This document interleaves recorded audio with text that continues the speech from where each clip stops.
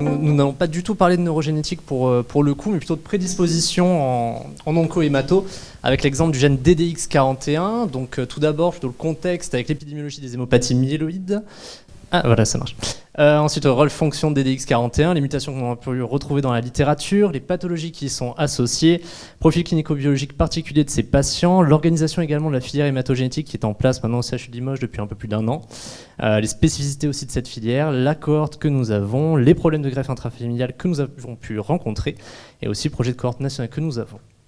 Donc tout d'abord, pour mettre dans le contexte, avec les données du réseau Francim 2012, le leucémie myéloïde, c'est 2800 nouveaux cas par an, avec un ratio équilibré homme-femme à 1,1, une médiane onset à 71 ans et 79% de décès à 5 ans. Pour les syndromes myélodysplasiques, un peu plus, 4000 nouveaux cas par an, avec un ratio toujours équilibré à 1,2, une médiane un peu différente, 78 ans pour les hommes et 81 ans pour les femmes, et 63% de décès à 5 ans, ce qui nous fait une incidence regroupée de 10 pour 100 000 habitants. Les gènes de prédisposition aux hémopathies myéloïdes ont été inclus dans le score, dans la classification OMS en 2016 avec plusieurs gènes, donc ce BP-alpha, RANX1 et notamment DDX41 dont nous allons vous parler. Donc DDX41, c'est un gène qui code pour un récepteur qui appartient à la famille des dead H-box hélicases, 17 exons, il est sur le bras long du chromosome 5 et il est impliqué dans l'épissage des pré-ARN messagers, aussi dans l'immunité innée, il appartient au système de RNA decay et il est extrêmement conservé jusqu'aux zébrafiches, c'est un gatekeeper des cellules souches hématopoïétiques. C'est un gatekeeper aussi des progéniteurs surproducteurs qui va inhiber les air loops en excès et prévenir une cascade inflammatoire. Donc voici l'organisation du récepteur qui est très conservé en fait au cours de l'évolution avec le domaine Q tout d'abord, puis hélicase qui compose la dead box, un deuxième domaine C hélicase, puis un domaine en doigt de zinc, sachant que chaque domaine hélicase contient des sites de liaison à l'ARN et à l'ATP. Je vais à présent vous faire la revue de la littérature de DDX41, qui est donc un gène suppresseur de tumeur. Donc dans le papier Princeps en 2015, Paul Prasser décrivait qu'on retrouvait la mutation DDX41 de germline de façon plus importante dans les syndromes myélodysplasiques haut risque que dans ceux de faible risque. En 2016, Cardoso faisait la seule estimation du risque relatif qu'on retrouve dans la littérature, qu'il estimait à 7,51. On retrouve également dans la publication de 2015 que les patients mutés DDX41 avaient dans 50% une mutation somatique associée, donc le double hit de Knudsen, et alors que les patients non mutés sur le plan de germline avaient 0,8% de mutation somatique. Donc finalement, c'est la mutation de germline qui entraîne l'apparition de la mutation somatique. On est donc sur le profil de gène suppresseur de tumeur avec une transmission autosomique dominante au niveau de la prédisposition. Ici, on vous a représenté la dernière revue sur DDX41 faite par Wan et Han qui regroupait plus de 10 000 patients avec une hémopathie. Ils avaient 3,3% de mutation DDX41 et parmi ces patients mutés, 86,3% avaient une mutation de germline. Et parmi ces patients avec une mutation constitutionnelle, on retrouvait les chiffres de Paul Prasser à peu près avec 54,5% qui avaient le deuxième hit, donc la mutation somatique associée. On voit au niveau des camemberts qu'on est quand même majoritairement sur du missense, avec quelques hotspots qui sont géographiquement dépendants, certains plus présents en Asie, certains plus présents en Europe, mais quand même la majorité reste des mutations inconnues, probablement familiales. Et donc, on voit que l'interprétation des mutations des DDX41 constitutionnelles reste quand même compliquée. Au niveau sématique, par contre, on a un hotspot, le R525H, qui n'est pas du tout géographiquement dépendant, donc qui on retrouve partout dans le monde, et donc on est majoritairement sur du missense. Alors la théorie comme quoi constitutionnelle pure somatique, ça ferait une absence de fonction de DDX41, elle est peu probable parce qu'au vu d'une expérience in vitro de knockout complet de DDX41, la cellule n'était pas viable, en fait il y avait une mort cellulaire. Donc l'hypothèse la plus probable, c'est qu'il y ait une mutation constitutionnelle avec perte de fonction et en face la mutation somatique avec une persistance de fonction de DDX41. Alors... Donc pour les pathologies que l'on retrouve associées en proportion, c'est principalement le syndrome myélodysplasique, 41,5%, et aussi leucémie aiguë myéloïde à 32,9%. On va aussi retrouver les néoplasies myéloprolifératives, donc type Vaquez, PE, TE et myélofibrose primitive, des cytopénies d'origine indéterminée, et puis d'autres. Très rares cas de lymphome folliculaire aussi de LLC, avec un sexe ratio qui est très déséquilibré, contrairement à ce que l'on voit dans la population générale, avec dans la LAM un sexe ratio homme-femme à 4 et dans le SMD à 5,4. On retrouve également une histoire familiale dans un peu plus d'un tiers des cas, avec un âge moyen au diagnostic de 64 ans. Cet âge moyen au diagnostic, il est plus précoce, d'au moins 10 ans par rapport à la population générale. Par exemple, dans l'étude de Lewinson, ils ont retrouvé un âge moyen au diagnostic pour la SMD de 57 ans, et dans l'étude de Paul Prazer de 67 ans, avec des extrêmes qui peuvent monter très tôt, 33 ans et 44 ans, comme on peut aussi le voir sur le diagramme juste en dessous.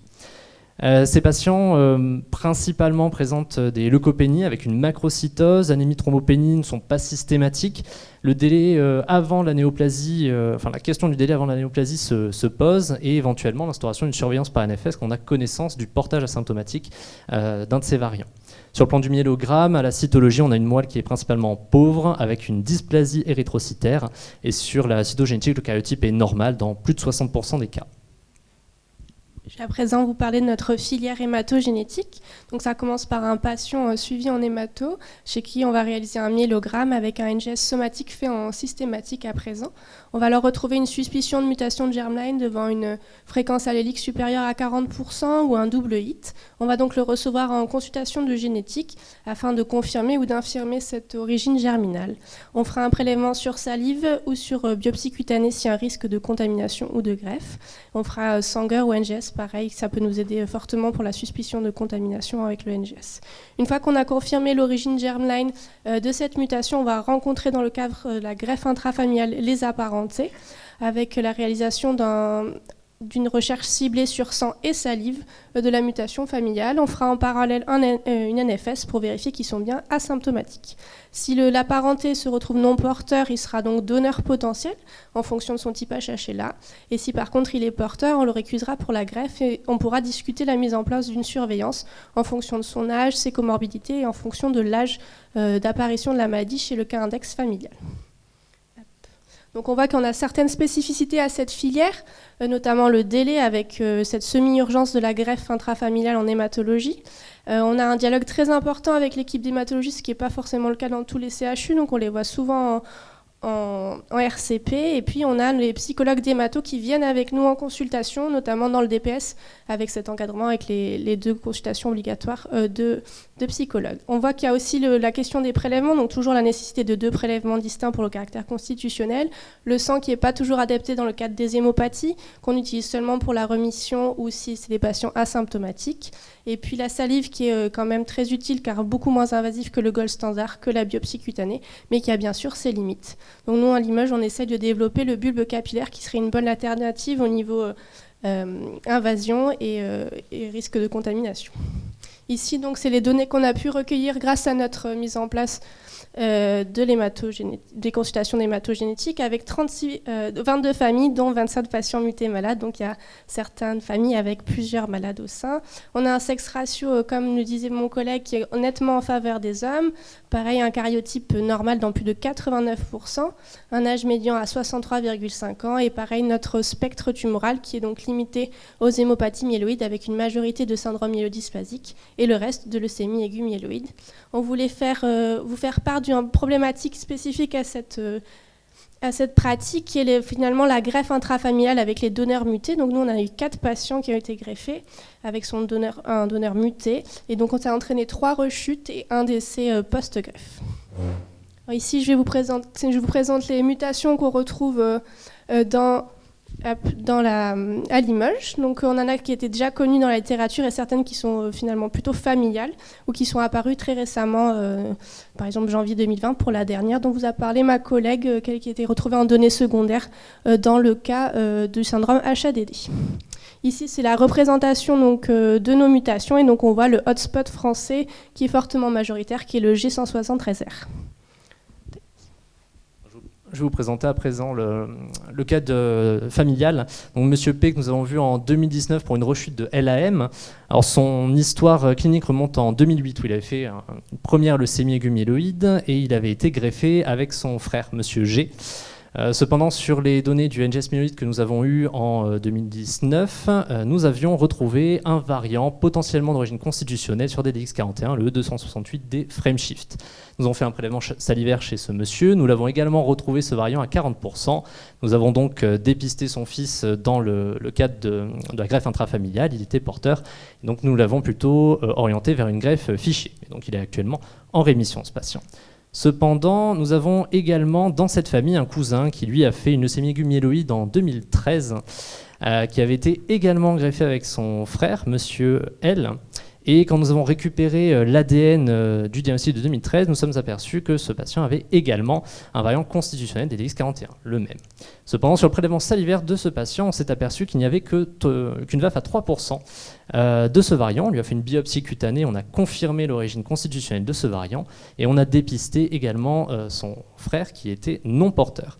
Et donc on s'est penché sur la question en fait, de l'invasion leucocytaire par les cellules du donneur qui peuvent survenir plusieurs années après la greffe et qui peuvent même atteindre 100%.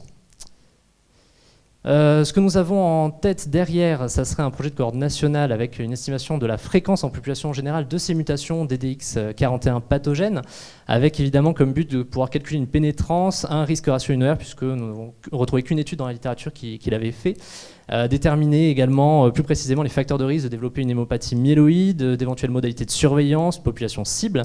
Donc pour le moment, nous recueillons des données d'exome c'est en cours dans différents CHU, donc nous avons envoyé des demandes Dijon, Bordeaux, Poitiers. Alors, merci à Tours et Poitiers de nous avoir envoyé des données.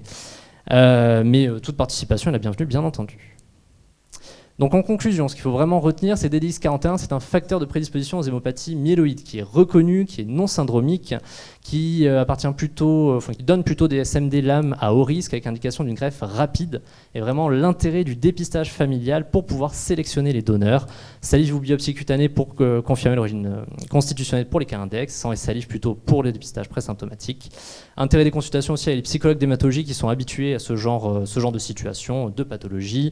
La pénétrance reste à préciser. Et, ce qui est en discussion, c'est évidemment l'intérêt d'un DPS hors protocole greffe pour les apparentés qui sont à risque, qui ont 50-60 ans, avec éventuellement instauration NFS tous les 6 mois si les porteurs asymptomatiques de plus de 50 ans. Ce qu'on remarque aussi, c'est que souvent dans les familles, l'âge au diagnostic est assez similaire. Pour les deux patients que je vous ai présentés, 46 ans et 43 ans.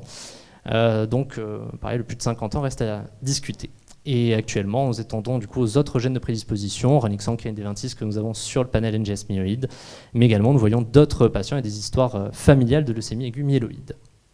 Voilà, donc merci de votre attention, merci de nous avoir permis de présenter ce diaporama, et merci à toute l'équipe de Limoges qui est bien investie dans cette filière, notamment Pascal Turlure en hématoclinique, Nathalie Gachat en cytogénétique et Benjamin Doria aussi en génétique médicale qui est juste ici, quatrièmement.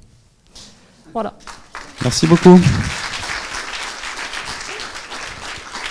Merci beaucoup. Vous levez, il y a plein de questionnements, en particulier vous évoquez l'organisation des labos, le questionnement du type de prélèvement, la salive ou autre prélèvement. Je sais qu'ils utilisent aussi les ongles dans certains centres. Pour avoir un autre tissu dans la salive, effectivement, on peut avoir de la contamination par des cellules sanguines. Et puis le lien somatique constate, ça c'est bien, le législateur a commencé à s'en saisir là, avec les nouvelles lois de bioéthique. Au niveau de la matrice, en dessous, il y a des cellules. Ouais, mais même si on est sur la matrice, en dessous, il y a des cellules.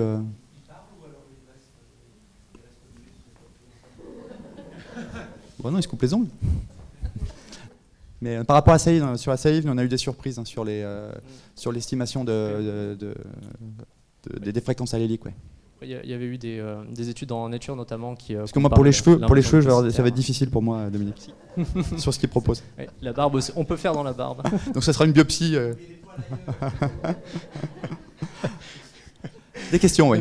Ouais, j'ai une question, alors pas capillaire pour le coup. Donc si j'ai bien compris, c'est un gène qui est impliqué dans la régulation de l'épissage, c'est ça ? C'est ça.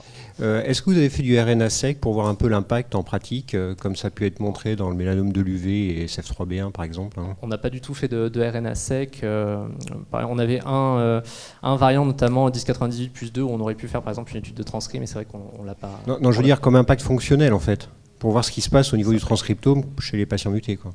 Ça n'a pas été fait. Mais... Oui, Stéphane ?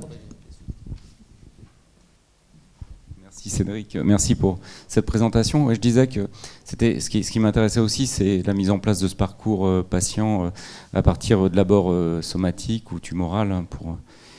Et c'est valable aussi pour les tumeurs solides, parce que de plus en plus, les investigations vont être la porte d'entrée. On va rarement commencer par le constit à l'avenir, donc on va se retrouver dans sur la même question.